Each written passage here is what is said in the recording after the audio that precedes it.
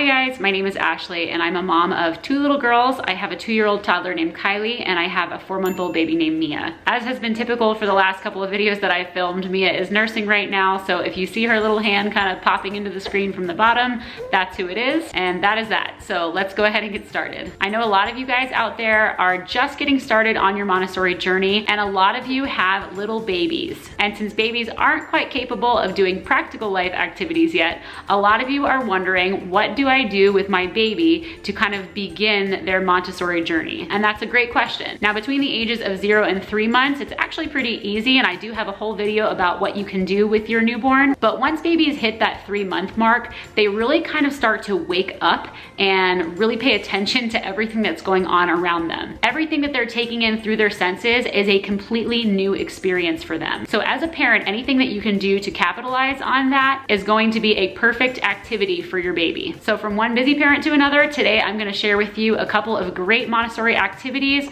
for babies aged 3 to 6 months. So as we've kind of already mentioned, babies from ages 3 to 6 months are really starting to kind of pay attention to everything that's going on around them. This might include visual stimulation, things that they can hear, as well as things that they can touch with their hands. Which brings me to another important point. They are also starting to work on their hand control at this age. They don't quite have fine motor control yet, where they're really manipulating their fingers in a purposeful way. They kind of have more of this whole hand raking grasp, but they are learning to reach out for things that they see in their environment that they find interesting. They're batting at things, and eventually one day they finally reach that momentous occasion where they actually reach out for the thing that they were looking at and grab it. And from there, the world is their oyster. So the activities that I'm about to share with you all provide very rich sensory experiences for your baby and also help them to develop their hand control. So at the beginning of that 3 to 6 month range, you can still really take advantage of a lot of the activities that you might have been doing when they were newborns, but maybe on a slightly different level. So for example, infants are very interested in high contrast cards. Now these cards I printed out online for free from somebody's blog. There's actually a set of 16 of them. And if you're interested in printing them out, then I will leave a link below for you. Now, whereas before you might have been kind of hanging them up in places where your baby was very regularly, like the changing table, now that they're a little bit more active, you're probably giving them more tummy time, and these cards make for a great tummy time experience. All you have to do is set them up kind of right in front of your baby within their line of sight. Your baby may even try to start reaching for them if they're close enough, and it provides something that they can really focus their attention on. Now, I'm not sure whether or not you're familiar with the different Montessori mobiles, or maybe you're using them with your infant. One of them is called the Goby mobile, and it's actually the third in a series of mobiles that you present to your infant starting from birth. And the Goby mobile is great because not only does it provide a source of visual stimulation, but if you hang it low enough, then your child, once they start batting at objects, can actually reach up and start batting at the little balls. So if you have a Goby mobile for your baby, then that's another option that you can try as well. Another simple and easy sensory experience for your baby is to provide them with one of these crinkly taggy blankets. As you can see, it's got different textures on either side of the blanket and a series of differently textured ribbons all the way around the whole thing. And obviously when your baby is holding it, it makes a really fun crinkly noise. If you've never seen one of those before, then you can find them all over Etsy. Just type in crinkly taggy blanket and they'll pop right up. In fact, I will leave a link down below for you guys just so you can get there a little easier. Another favorite around our house is a wood and silk teether. The wooden part of it is nice and chunky and big, really easy for small hands to grab. The surface of the wood is very smooth, so babies can put it in their mouth and chew all over it without any kind of a danger. And the little silk blanket that's tied around it provides a very different texture. So it's kind of like 2 sensory experiences in one. But like I mentioned, it is one of Mia's favorites, so we basically carry it around with us everywhere we go. In a Montessori environment, especially with young babies, you'll often find treasure baskets, which is basically just a basket filled with a collection of different items for your baby to explore. Sometimes they are categorized, for example, all kitchen utensils, and other times they can just be random selections of things. It's kind of really up to you. So at 3 to 6 months, you can introduce your baby to their very first treasure basket. And one of the easiest treasure baskets to make is just a basket filled with a variety of differently textured balls. During tummy time, all you have to do is put the basket on the floor in front of your baby, stand back and let your baby do the rest. Not only will your baby be delighted by all of the different textures on the balls, sometimes the basket also ends up being part of the experience as well. You're also providing an opportunity for them to work on hand-eye coordination and their manual skills. Even better is when they get a little bit older and they're able to make contact with that ball and then bring it to their mouths for the ultimate sensory experience, because we all know that babies explore their world by putting things in their mouth. You do want to pay attention to how many balls you're providing to your baby at one time. I know the set that I have comes with 6 different balls, and I do not give them all to her at the same time. Usually I will only select 2 to 3 balls to place into the basket. This way she doesn't become overwhelmed with choices and then becomes frustrated, which kind of defeats the purpose of allowing her to have that independent playtime. Something similar to a set of sensory balls is a single sensory ball. This one is actually soft like a stuffed animal, and each of the little wedges has a different texture, and some of them are even crinkly. You can kind of hear that as I'm holding it. This is one that you can certainly try during tummy time, or even just when your baby's awake laying on their back. On the earlier end of the 3 to 6 month range, I would say that this ball is something that you would want to introduce to your baby kind of maybe when you're nearby. It is kind of large and it does have the tendency to roll away, which might be frustrating to a young child who is just now working on their ability to reach out and grab for things. But as your baby gets older and starts inching toward that 6 month mark, they might become a little bit more proficient at handling the ball and holding on to it by themselves. Another classic Montessori activity for babies is a bell rattle. The one that I purchased is an oval shape, whereas typically I think you usually see them in like a little cylinder shape so that they're able to roll much more easily. And the idea is that as the baby gets older, they can then crawl after it. So what she's able to do with it is use her fingers to grab onto all the little wooden dowels in the middle and basically just shake it like crazy. She's really starting to learn about cause and effect. What happens when I grab onto this toy and move my arm? And I can tell that it's very exciting for her because she gets very exuberant about her rattle shaking once she realizes what's happening. As I mentioned, this toy is also very useful as the baby gets older, because once they start crawling and it rolls away on the floor, then they have something to crawl after. It provides that motivation. So this is a toy that will grow with your baby. Now this is a little set of some Montessori inspired wooden toys. It comes with 4 of them, including a set of interlocking discs, grasping beads, a simple wooden teether, and a wooden baby rattle. Starting with just the most basic of the 4 toys, the wooden teether is just to promote your child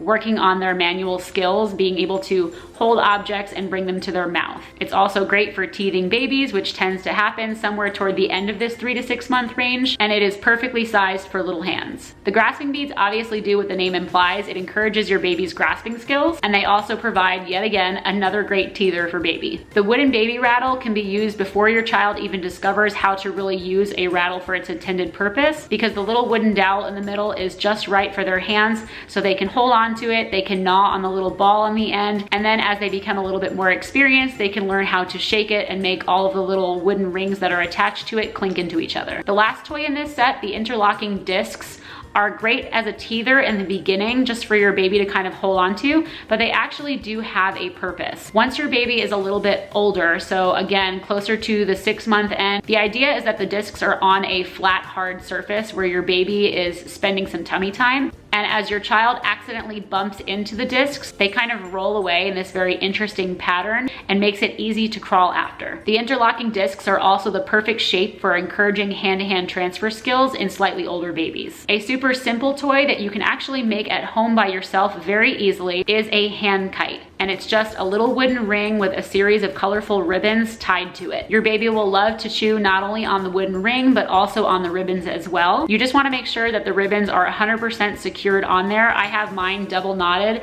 and then at the other end, I've actually burned them just a little bit so that they don't become frayed. And you also want to make sure that they're not long enough that they can become a choking hazard. Just to err on the side of caution though, I would definitely make sure that this is a supervised toy with young babies. If you have not yet introduced your 3 to 6 month old baby to a mirror, now is the time to do it. At 3 to 6 months, they don't recognize themselves in the mirror. Typically, that skill does not develop until they're about 18 months old. But at 3 to 6 months, they still find it very fascinating to look at faces, especially faces that they feel are familiar, that they see regularly. So that could be your face in the mirror if you're looking with them, or it could be their own face that they see on a regular basis, which they very likely just think is another baby. So this one's really easy. Just put your baby in front front of a mirror, sit back, and like we said earlier, let your baby do the rest. Watch all of the different facial expressions that your baby starts making at him or herself. They sometimes make some really funny ones. A lot of parents feel most comfortable placing a mirror in a baby's play area where they can be supervised. However, with the right safety considerations in place, you can also place a mirror in your baby's bedroom. This way, when they're in there, either before they sleep or when they wake up, they have access to this mirror and they can begin to develop a visual map of their environment. Having a mirror low down where they can see it really helps to give them a view of all angles of the room that they might not otherwise have. I would highly suggest giving a mirror a go if you have not yet. You'll probably be pleasantly surprised how long it keeps your baby entertained. Another great activity is a grasping ring that is suspended above your baby by an elastic cord. You can hang this elastic cord straight from the ceiling or even from a baby activity gym, but the idea is that you hang it low enough that not only can your baby see it and focus on it, but they can also begin batting at it once they start doing that, and then eventually grasping it. And once your baby discovers that the ring moves, when they pull on it, they can actually bring it to their mouth because it's on an elastic cord, your baby is going to go wild with it. Not only is this one great for encouraging hand-eye coordination, but it's really great for parents because you have a built-in teether that is not going to roll away from your baby. Anytime your baby lets go, it springs right back into its original position and it's right there for your baby to grab again. The next activity is something that I think a lot of parents just tend to forget about, and that's taking your baby outside. You certainly want to take precautions, putting sunscreen on if they're going to be in direct sun, placing them in shade if at all possible, providing a safe, clean location for them to hang out. But if you're doing all of those things, then there's no reason not to take your baby outside. And I don't necessarily mean in the stroller, although that is an option as well. I mean simply spreading out a blanket in the grass and allowing your baby to lay on it. Allow them to look up at the clouds moving. Place them under a tree where they can see the leaves gently blowing in the breeze. Allow them to feel the sun on their face for a short bit of time. They can feel the wind blowing through their hair. They can hear birds chirping. And baby's skin, especially their little toes, are so sensitive. So pull the blanket back a little bit. Allow them to put their feet in the grass and feel what it feels like to have grass between their toes. If you're feeling really adventurous, then flip your baby over for tummy time. Put them right at the edge of the blanket so that they can see and get up close and maybe even touch and feel the grass blades. If you're worried about dirt and germs, then wash your baby's hands right after they do it. These are the kinds of rich sensory experiences that build your baby's foundation for knowledge about what the world is like. I try to make a point of it to spend time outside with my girls every single day as long as the weather is permitting. And even then, there are some Montessori folks who will tell you that there's no such thing as bad weather, just bad clothing. Not to mention the benefits of just getting some fresh air. There's so much research out there that shows that being outside has so many health benefits, not just for children, but for adults as well. So if you try no other activities from this video, let the one that you do try be going outside with your baby. And I would be remiss if I did not mention one last activity that is not just for Montessori babies, it's for all babies, and that is reading with your child. I often get asked, when should I start reading with my baby? And the answer is now.